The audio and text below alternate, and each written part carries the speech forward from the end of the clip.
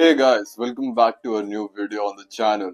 And you might be thinking, ki, what's this dark theme out here? And I would say, ki, welcome to the first episode of Gaming True Crime. Yeah, it is a series. It's a serious take on this channel. We'll keep a serious tone around here to give our respect to the victims and all that stuff. And we will talk about the true crime cases which shook the gaming community in the past few years and maybe even from today. So, without further ado, let's start with our first case regarding Daniel Petrick, a 16-year-old kid from Ohio who back in 2007 killed his entire family to play his favorite video game. So, let's get into this chilly and dark tale of Daniel Petrick. Daniel Petrick was born on August 24, 1991 in Wellington, Ohio to Mark and Susan Petrick. Mark was a church-going man. He was a minister at one of the churches there. I don't know much about these things, so I'll just keep it vague when it comes to his dad's profession. And his mother was a housemaker. His dad was a strict Christian and he believed in the values and all that stuff. And Daniel, growing up as a kid, was always interested in Bible as told by his teachers and friends. And from old accounts, his friends and classmates from back in the day even recalled him as a good and happy kid who never got into trouble or anything at school, including suspensions and all, and was always a happy kid who was just like any other kid like you and me. But that's when the things start to change. Because back 1 year back from the incident of this case, Daniel got into a skiing accident which got him the staphylococcus infection in his spinal cord, which led him to be bedridden for nearly a year. In that year, he got into video games. He was introduced to video games by one of his friend Jonathan, and he got into the Halo franchise, which you and me loved, absolutely loved, and I have myself covered it on this channel. So he got into all the Halo games and he used to play it at an unhealthy amount of times and unhealthy amount of hours throughout the day. And his parents were not supportive of this behavior. That's when the things start to develop in this case, because after that, in 2007, Halo 3 launched and it was one of the biggest releases from Microsoft in like ever, and the hype around that game and everything was at another level. So I'll relate to a teenager wanting to play that game, the game his friends plays and all that stuff. So just like that, Daniel also asked his dad to buy him the CD of Halo 3, but his dad, who was a very devoted Christian, completely shrugged him off and told him about his take on these violent video games, which he absolutely was against. So Daniel, in a fit of rage, fought with his parents for the game and all that stuff, but eventually he left for his friend's house, Jonathan, and there he played the game for like 18 hours in a day without even taking any breaks, which is, it's crazy. I've never played 18 hours in a day, any game, let me tell you. So, I mean, damn.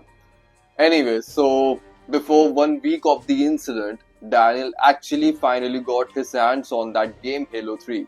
And when he got it to his house and he tried to play it, his parents obviously caught him and they took his video game. And his dad took away his video game and he put it in his own safe next to his Taurus 9mm PT-92 handgun.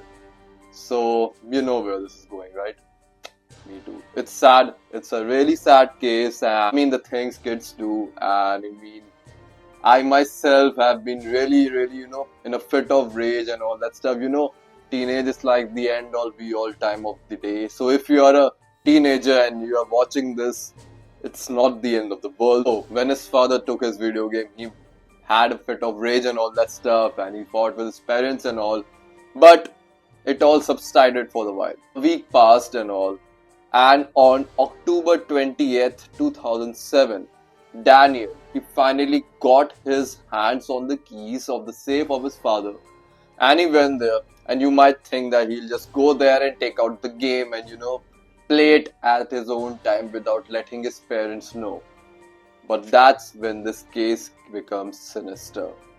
Because Instead of just taking out the disc of the Halo 3 game, he went ahead and also took out the handgun.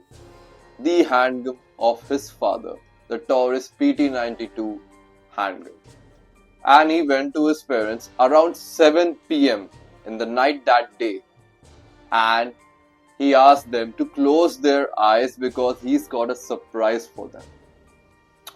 And when they did that, he shot them. He shot his mother, he shot his father at point blank range, and an ugly scene and a bloodbath just there and there. And then, after shooting his parents, he literally put the gun in the hands of his dad and he said, "Hey dad, here's your gun."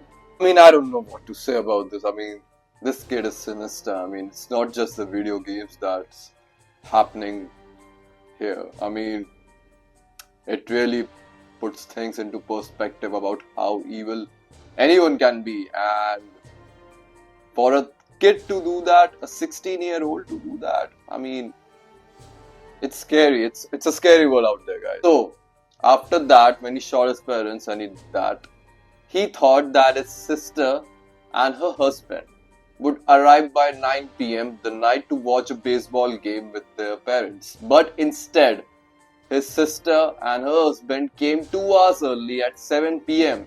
and they started knocking the door. And that's when the kid realized that the jig was up.